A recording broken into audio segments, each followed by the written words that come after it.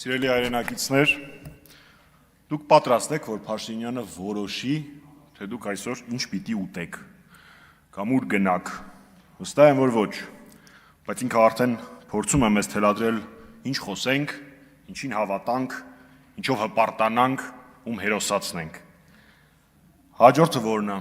բոլորին ստիպելու է գլխարկ դնել։ Հայաստանի Հանրապետությունում այս պահին կան 50-ից ավել քաղբանտարկյալներ, մարդիկ, որոնք ազատությունից զրկված են, որովհետև Փաշինյանին դուր չի գալիս, թե նրանք ինչ են խոսում, ինչպես են մտածում, ինչին են հավատում։ Բոլոր քաղբանտարկյալները պայքարում են մեզանից յուրաքանչյուրի իրավունքների համար։ Կապ չունի, որ քաղաքական ուժին եք սատարում, բայց քաղաքական բանտարկյալը պայքարում է մեզանից յուրաքանչյուրի խոսքի ազատության համար։ Ու իրենք այդ պայքարից ավելի ուժեղ են դուրս գալու։ Իսկ մենք որպես հասարակություն, նրանցից մեկը, Նարեկ Սամսոնյանը, դիմել է պայքարի ամենածանր,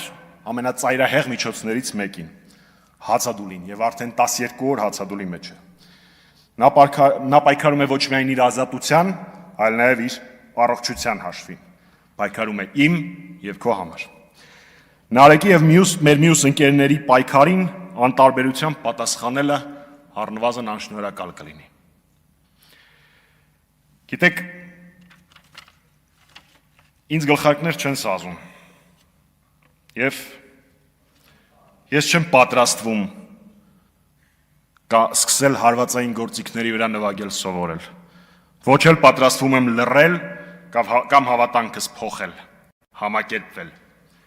Պայքարի այլընտրանքը համակերպվելն է, վերանալը։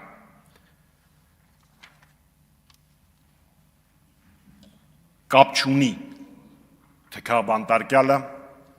որ քաղաքական ուժին է սատարում, ինչ ելույթներ է ունեցել։ Մեզանից յուրաքանչյուրի պարտքն է իրենց զոհողությանը գոնե անտարբերությամբ չպատասխանել։ Մենք չենք կարող լինել այն հասարակությունը, որը կհանդուրժի դատարանում մահացած Արմեն Գրիգորյանին կամ Նարեկին կամ անազատության մեջ գտնվող Բարերարին